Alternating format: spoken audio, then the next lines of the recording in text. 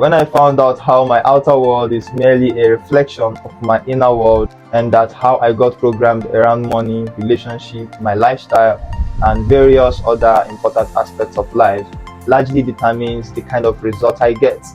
That was when I saw the need to become more intentional about my life, choose the kind of person I really want to be, and started reprogramming myself towards that course. Of course, while doing this, I have to make sure that no aspect of my life is left unattended to, because how you are in one thing is how you are in every other thing. If you truly want to be successful and happy, then you have to be intentional. You need to know what you truly want. You need to know what you want in your career, in your relationship, and in your finance. Then you can start building that structure and decisions around it. Here are 7 habits that stops majority of people from achieving the kind of success they want in their life. Number 1, playing the victim. Number 2, lack of commitment. Number 3, keeping wrong company. Number 4, too busy chasing the wind. Number 5, fear. Number 6, poor attitude towards learning. Number 7, poor management. So the first on the outline is playing the victim. By playing the victim, it means either blaming people around you, justifying your wrong actions, or complaining.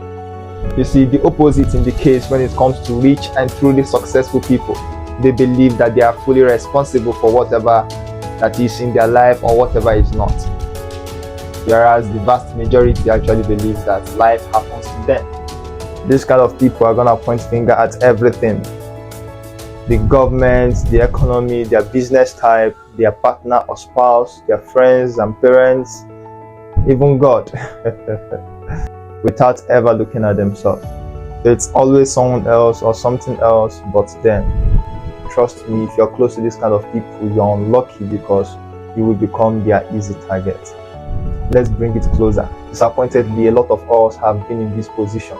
Even if it's not your habit to blame others, to justify your wrong actions, or to complain a lot, one way or the other, you have been in this position.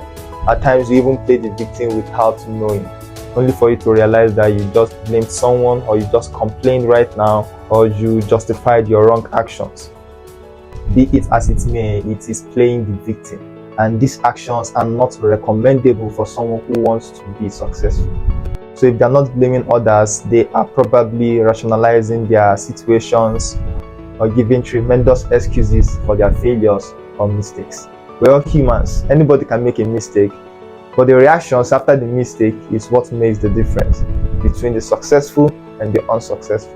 You most likely have seen someone saying something like, "Man, I did like to go to the gym, but my work is not giving me enough time, man." The problem is not really the excuse that you put up. The issue lies in your inability to achieve your desired goals. So those who have the habit of playing the victim complain a lot. Complaining is the worst thing you could ever do for your health and your wealth. Instead of playing the victim, whatever you don't like, try to change it. If you can't change it, then change your attitude. You must not complain. Ever heard the saying that what you focus on expands? If you focus on what is wrong in your life, you're gonna get more of it. But if you choose to focus on the good things in your life and be grateful to God continually, you're gonna be surprised how you attract more blessings to your life. So stop playing the victim. Number 2, lack of commitment. I'm gonna describe the second habit using the explanation given by T. Harv Eker, the author and bestseller of the book called The Secret of the Millionaire's Mind. In his book, he explained that there are 3 stages of wanting. The first stage is, I want it only if it falls to my laps. I'm not ready to struggle, I'm not ready to fight for it, but if it falls to my laps, then I'm okay. The second stage of wanting is, I decide to have it. I decide to be rich. I decide to be successful, to be happy. In this stage, you have made a choice and you have ruled out every other alternatives. So it's a much stronger energy. The third stage, which is the warrior stage, is, I am committed to be successful. I am committed to be rich. I am committed to have it. I'm committed to be happy. You see, here you are not holding anything back. You're ready to give in your best to achieve the result you want. You're devoting yourself unreservedly. You're willing to give in 100% of everything you've got to back up your decision. It's more like a vow you're making to yourself or to your world. No ifs, no buts, no excuses. This is the way of the warrior. Any truly successful man you know of that ever lived is in this category of decision making. A lot of middle class are seen in the second stage. Then sadly, the majority of people are in the first stage. If you want to be successful, you just have to join this stage of wanting, where you will have to do everything within your legally and morally justifiable possibilities to achieve your desired results. The next is number 3, wrong company. This describes the habit where unsuccessful people associate with fellow unsuccessful individuals while resenting the rich. You are broke and you are moving with broke men. One of the philosophies of the ancient Huna wisdom, the original teaching of the Hawaiian elders, goes like this: bless that which you want. That is, if you see a person that has what you want, bless the person and his achievements, his possessions. I'm not sure why there are lots of people who have this strange habit. Maybe it's a matter of comfort. Maybe poor people are uncomfortable with highly successful people. They're either afraid or feel as if they don't belong. So to protect itself, the ego goes into judgment and criticism. So you hear them say things like, he's a ritualist, he's a drug dealer, his money is not clean, they're extorting money from people, and a whole lot of things. There are over 6.3 billion people in the world. So instead of saddling yourself with a downer, it's either they move up with you or you move on. It's that simple. So make it a point to associate with successful and positive-minded individuals. Number 4, too busy chasing the wind. Example of someone who chases the wind is someone who is chasing after money. Rich people do not chase after money. Rather, they spend time investing in and building their personality. So when they have succeeded in building their capacity, money will automatically be attracted to them. One way to go about this is to think yourself as a container. If your container is too small and your wishes are big, what will happen? You're going to lose it. You as a container, we are talking about your capacity. You can't handle that which you're wishing for. Crushing on a leader somewhere and hoping to get married to someone like that in the future, and you're not reading books. It's not gonna work. Does that mean God does not answer prayers? Of course He does. The prayers of a righteous man He will not forsake. But He has principles and He keeps to it. And if you're going to succeed, you have to follow the principles of God, whether you like it or not. Imagine having a large-scale farm and harvesting rice from it. Then you call your neighbor to get some container to take some rice. The amount of rice your neighbor will have in the end will be equivalent to the size of the container he came with. This is how our work and our request to God has always been. You're asking God for a huge amount of money, and God is like, how? Man, where is the container you have? Where is the capacity? It's gonna kill you if I give it to you.